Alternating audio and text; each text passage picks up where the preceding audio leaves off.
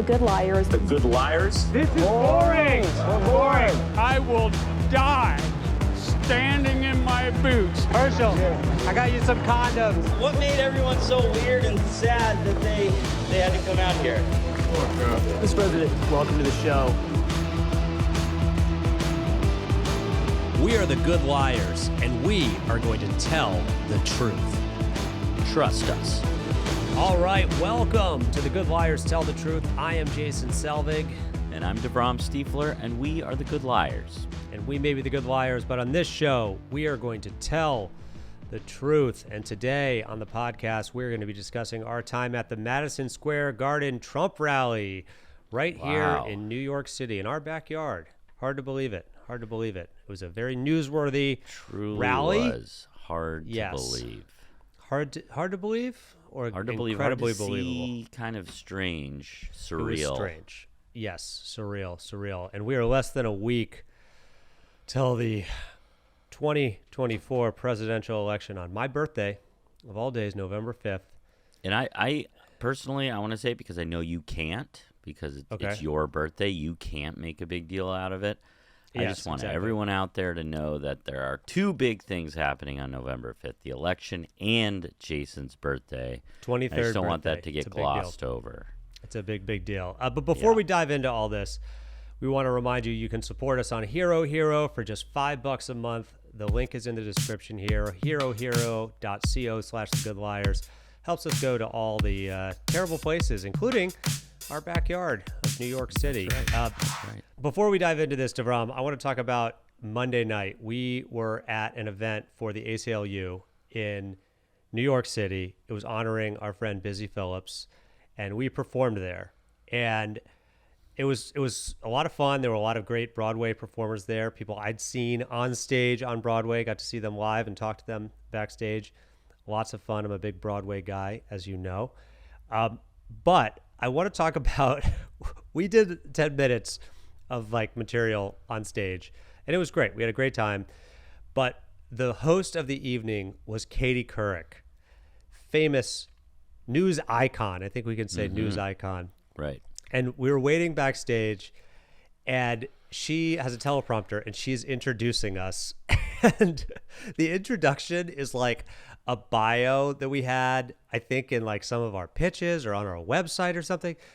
And it was so long. And she talks about our whole history, and she's reading it obviously for the first time. We both looked at each other when she said a phrase that I think we knew that at some point years ago we had written somewhere. They gave an outrageously blunt view to the 1% or something about Occupy Wall Street so long ago. But there was something about that phrase where I think we were both like, "Oh, this is it." And then she went in to describe our two movies, Undecided. She gave the plot of Undecided and the plot of The Supporters.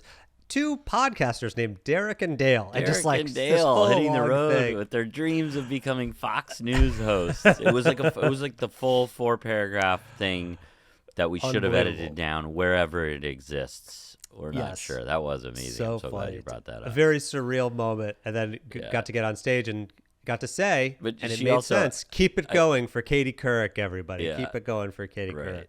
It's a real moment. She did Katie Couric a couple of times, during that was we can call her Katie, by the way.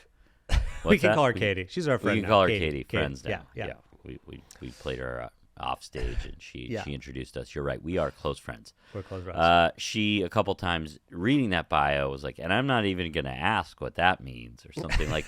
It was it didn't make sense as an intro to us. It was amazing. It was amazing. It's possibly the funniest part of the night for us. Yes, for us at least. Not for the audience. The audience was, but let's dive into this. Before we get into our experience outside Madison Square Garden, we want to talk about something we have been seeing a lot. It's been talked about by a lot of people. And also we saw this outside Madison Square Garden. People were giving away free shirts for these betting websites that you can bet on Klarna or some the 2024 election, which is just a bizarre thing that exists in our society now. But DeVrom, you have more experience with betting than I do. Just you have friends that bet. You've you just know more about it than I do. Very limited amount more. But yeah, so basically looking into it just a little bit, just scratching the surface here. People are talking about the betting markets because they are saying, well, maybe these are more accurate predictors than actual polls are. And apparently, like, the jury's still out on that, which I find kind of shocking. We really don't know. It might be the most accurate predictor. Proponents believe that having real money on the line and a large crowd of investors encourages a more accurate election forecast than polling data can provide. So that's what people are saying who are behind these things and are saying this is the most accurate place you can go to see who's going to win the election. But the thing is that when you get into the worlds of like online betting, sports betting, and like cryptocurrency and all that stuff, you can have a few people bet a large untraceable amount and dictate the whole thing. Like, it doesn't matter. Who are those people? Is it young women or is it old women that are doing that? Who are the people that are betting? I think it's old women. Old women are getting into their crypto wallets and swaying the market. I think what you might be getting at is that probably a lot of the people who are doing this stuff, who are motivated to get online and plug in their little crypto wallets and bet, are going to be the Elon types, the Trump types, the young men who are feeling enthusiastic about Trump's chances of winning. So that could be swaying the whole thing, and I don't think anybody really knows, but it is interesting, like you said, in the society that we have built today. This is a real thing that is possibly as accurate as all the polling data. And Trump is out to a big lead in the betting markets. And I want to set up a little story here, DeVrom, because we're coming up on the election, November 5th. It's my birthday. I think I might have mentioned that before. Right. We're coming up on the election 8 years ago. 8 years ago, the election, I believe it was November 8th, if I'm not mistaken. November 8th, we were at Trump Tower on election night. We had a little prank planned for it. Of course, the way this prank would have worked was if Donald Trump would have lost the election. Correct. So we went to Trump Tower and we were in the Trump bar and we had MAGA hats and we were talking with people there. Somebody who had recognized us from our movie Undecided and was like, instead of that was a bizarre moment. I went to the bathroom and I came back and you were talking excitedly with the gentleman about Undecided, the movie we had just filmed, where I would say we were kind of equal opportunity. We had pranked people on both sides of the aisle, but definitely some of the bigger pranks were Republicans at Trump's expense. And Trump, yes. So we were talking. How did you get out of that? Well, he came up and he was like, Undecided, blah blah blah. And then he's talking to us, and he talks through all the pranks we did on Trump. And then he ends it by saying, I'm thinking like, oh man, this guy's going to say we're here to do a prank. We're in trouble.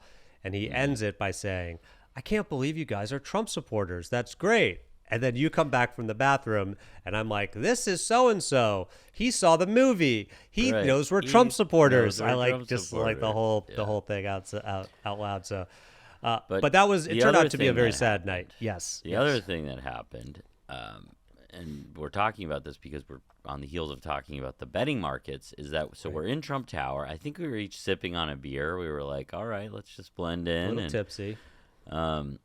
And we, I went to the bathroom. I don't think it was the same trip. We were there for a few hours. We were there for, a little too long. And so I'm leaving the bathroom, and I get a text from a friend of mine, and I want to say, just guessing, this is at 7:30 or 8 o'clock at this point or something. That maybe says a little later. The betting markets have totally flipped. Some of them have even stopped taking bets because they are so certain that Trump will win. So not only that the odds had changed, but that it was so certain that they were unwilling to take more bets. So I come back from the bathroom. It's making me sad. You're laughing. I'm sad right now thinking about this. People laugh for a variety of different reasons. That's Sometimes true. You're it's right. to process pain. Yes. So I get back from the bathroom, and I've got like I think you've described it sometimes when we talk about this, when we've talked like you about saw it before. Like you saw a ghost. Like I saw a ghost, just like, this couldn't be. This really couldn't be. And I kind of whispered to you. I just remember you saying, like, this is it. They're no longer taking bets because Trump is a lock to win. And we look at each other, both wearing MAGA hats, in Trump Tower, surrounded by Trump supporters. The election results are still coming in. People don't know what's happening with Pennsylvania. It still looks very close. And we just look at each other and say, the joke's on us at this point. Yeah. If we stay here. So we watched, because we couldn't quite believe that was true, but we watched the slow, agonizing turn on Fox News as they started to get more enthusiastic. And yes, at some point we had to just kind of leave, just knowing that it was going to be a party there instead of whatever we had thought it might be. So in that instance, I don't know what we're supposed to learn from that, because the betting markets had Hillary winning, I think, 4-1 or 5-1 odds, like going into Election Day. It was the live betting that changed things as numbers were coming in. So that would be an instance. I think the betting markets had it very wrong before Election Day. Yeah. So we might be in that type of scenario again. Can we just stop talking about this horribly depressing night and move on to another horribly depressing night? Horribly. Well, I was gonna segue to Madison Square Garden here. Got it. A lot has been made of this rally. I'm sure everyone has seen the clips now online of not just the comedians saying some offensive jokes there, which to me, a comedian saying an offensive joke is not as offensive as a politician saying an offensive joke, not excusing any of the humor or anything like that. But I'm it was not just that guy whose jokes failed miserably and were offensive. It was everyone that night. It was like a parade of terrible at Madison Square Garden. So we traveled there by meaning we got on the train, and just one train got up there to Madison Square Garden. It's nice. Easiest trip. And this is in our backyards. Before we talk about some of the people we talked to there, DeVram, what were your feelings going into it? You got there a couple minutes before I did. What were your feelings when you got off the train? And what did you see when you got there? Yeah, my feelings were like just a little bit dreamlike almost. Was the feeling nightmare? Yeah, I guess so. I mean, look, a lot of these people we talked to, they're in a good mood. Like, it's not like I got off the train and I was frightened. Like, I didn't think like something bad was going to happen to me. But it was just seeing, the same truck or the same type of truck we would see cruising around a Trump rally parking lot in Georgia with 40 flags, waving off the back, and people like hooting and hollering out of the windows was driving down 34th Street. And it was just kind of a wild thing to kind of see those two worlds come together. These are streets that we know that, like, performing, comedy or rehearsing comedy or doing auditions. This is in like the part of town you would do a lot of that. And I've done a lot of that there. So I know these streets and they're just familiar to me. So seeing them fully taken over was just an odd thing to see. What about you? You got there about 10 minutes later. What was your feeling coming off the train? I mean, none of it was surprising to me.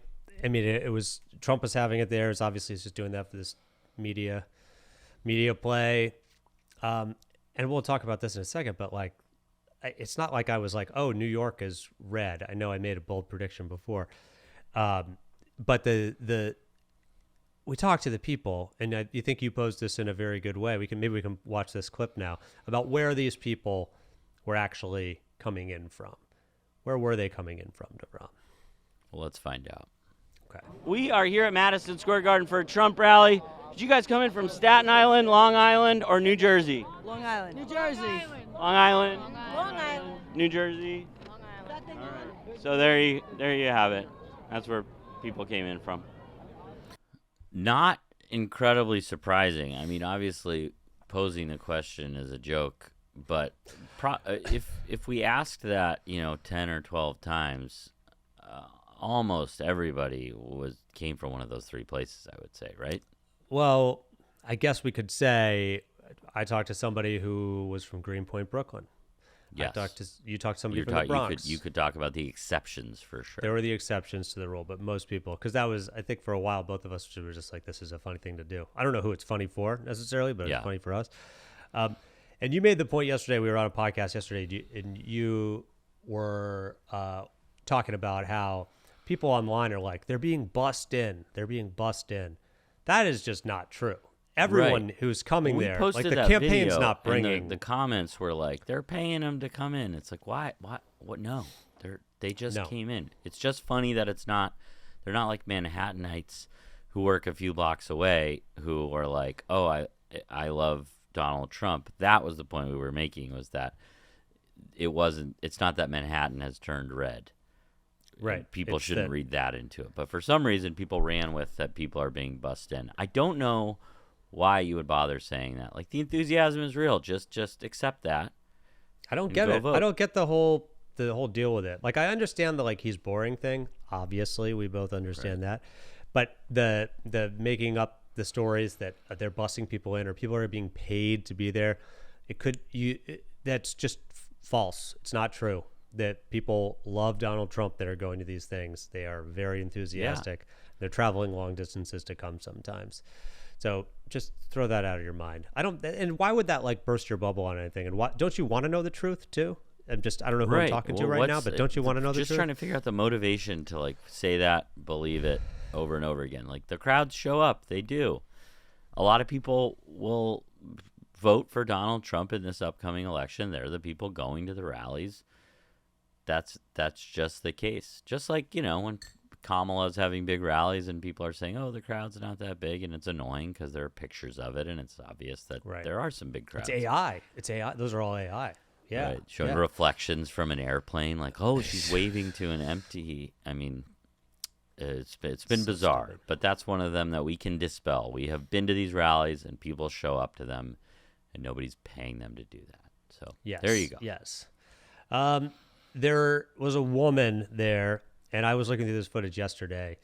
There was a woman there who was singing a song that has been in my head now for the last 24 hours, and I cannot get it out of my head. We've heard a few good songs on the road.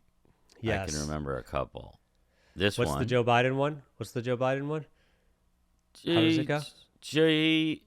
LGB. Wait, let's go. LGB. Everywhere that I go. LGB. Something. What it is, I don't know. Anyway, that's one of them that I was thinking of. And then, of course, pre-January 6th, January 5th, Roger Stone's song. Roger Stone did nothing wrong was good. And then we have this song. Trump, a little higher. Trump, until you get tired screaming. Woo! Trump 2024. Where am I going to be on? He's no racist. Trump, a little higher. Trump. Till you get tired. Trump. And she sang it some more, but yes. The guy that made an appearance in the video seemed to feel that he needed to say that Trump was not racist, which is very ironic given all of the racism that came out during the rally a mere minutes after that. If you feel the need to run toward the camera and say that Donald Trump is not racist, it says a little bit more about Donald Trump possibly being racist than not, I would say. Right. It's just the implication comes across. And then, of course, we touched on it, but there were probably like 5 or 6 pretty shocking things said. And Hulk Hogan, we're not the too. only ones to draw. What's that? Hulk Hogan too, who's wearing a Sting shirt right now, who was an opponent of Hulk Hogan, of course, at Starrcade 1997. Not a great match. Sting won the title, but whatever. Well, that's a story for another day. That's a story for another day. Hulk Hogan. Finish.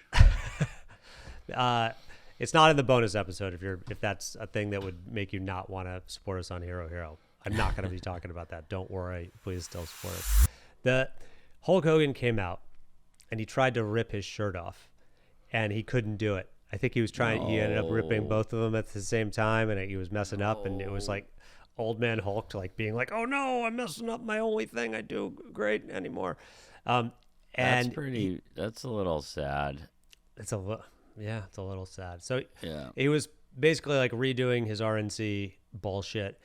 And then he was like looking out at the audience and was like, "I don't see any Nazis here, brother."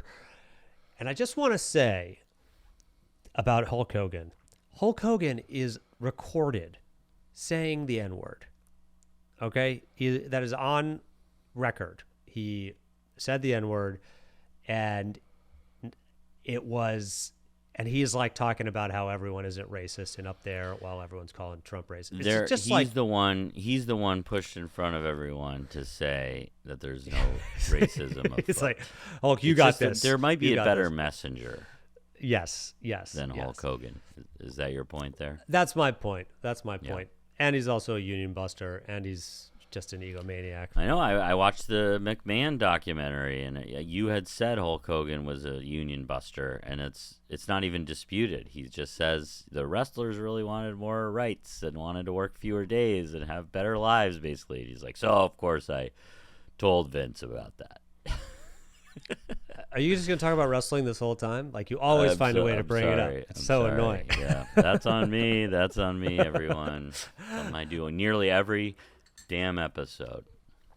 Not only that, we had people saying things that we've heard on the road, but never, I guess, spoken at a Trump rally, calling Harris the Antichrist, good and evil, good versus evil. Tucker Carlson talking about the Great Replacement theory. Like it's... Well, what do you think about this good versus evil stuff? It sounds wild coming out of someone's mouth sometimes because you know it's coming out of from a pretty extreme place, but it also is Democrats' messaging a little bit too, right? It's just don't not make me said look in the words. mirror right now. What's that? Yeah, we gotta look in the mirror a little bit. It's like it's not said in the same kind of religious undertones, but I used to think like, oh, Republicans are so they're so black and white in the view of the world, and they try and put that on people in order to kind of get votes. It's good versus evil. I think Donald Trump has kind of backed Democrats into a corner in that, trying to overturn an election, still not conceding it, saying he's going to go after his political opponents. So now when they say like, oh, this is the election of a lifetime, everything is on the line, they really mean it. And both sides are kind of saying it's good versus evil. And in this go round, you're both sides in us right now, huh? That's what you're doing. You're giving us the old both sides in. Just because I said the words both sides, you're gonna classify. Well, you're it saying that way? Both sides are doing it. You're saying both sides are doing it. I wouldn't say it's good versus evil. I would say I do think some of the rhetoric, and we'll talk about. To be John clear, Kelly I in a wouldn't second. say that either. I'm critiquing those who would. Okay. But you feel free to elaborate. No, I would say like I think that the rhetoric of democracy is on the line. I don't think that's hyperbole. I think that there's truth to it. I mean, we've already seen that Donald Trump will not concede an election, and I think that's true. I mean, I think that, and then let's just great segue to John Kelly and his interview with the New York Times. You're saying on record that he believes Donald Trump is a fascist. And we talked to some of the Trump supporters about that. I think that if you look at definitions of things, I don't think that's like right. Whether it helps in an election, I don't know. But like if you're looking at definitions and you're looking about who's saying this, it's unprecedented in the history of the United States that this would ever happen, that a chief of staff from your party would say that the leader of your party is a fascist. Like that is it's unprecedented. This is what people are saying, the coworker of Donald Trump's who would have spent the most time with him. Like this would be the person that was by his side more hours than anyone else throughout his time as president. it's hard not to take it seriously. I remember when he first came into office, the demonizing of the media, it seemed natural coming from him. But then you take a step back and you're like, oh, this is the playbook. If nobody can trust the media, the only person that you can really trust from Donald Trump's point of view is Donald Trump. Then you can start to get away with more and more and more. And fast forward 8 years, we're going into an election where the front runner has not conceded the previous election. Unprecedented times. But we can go on about that forever. But let's talk briefly, because both of us, we talked to some people at the rally about John Kelly, because this is a huge deal. And I know it's like now this rally's happened and it's no longer a big deal because another crazy thing happened, as we say always. We talked to people at the rally about John Kelly, and everyone basically said he got fired. It's just sour grapes. This guy's mad. Of course he's going to say that. There is no of course in this. Like, there's no of course I'm going to call somebody a fascist. Like, that just doesn't happen. It's never happened before. Like, so I have found myself at some of these rallies, and maybe you've seen this, and I've seen people comment about this, where it's like, Jason is just doesn't have time for stuff anymore. Like, I just have it's not a short fuse, but it's just like, it's not a discussion at a certain point with some of this stuff. Right. I think that's the deja vu kind of feeling at some of these things. You've talked to some people, and in particular, I think we're going to show a clip of some conspiracy theories that are should be shocking. They really should be. Then when you hear it for the second or third or fourth time, it's just like, what are we even doing here?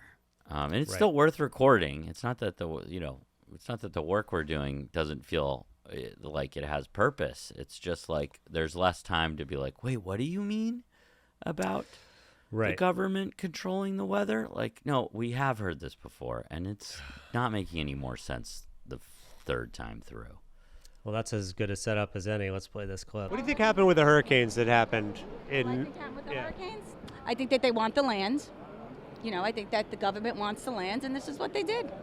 But what do you mean what they did?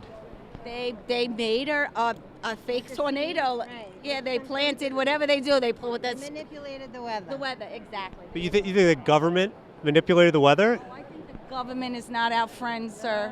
The government is not our friend. Do you think the government created the hurricane to hurt the United States? Absolutely. Not to hurt the United. They want the land.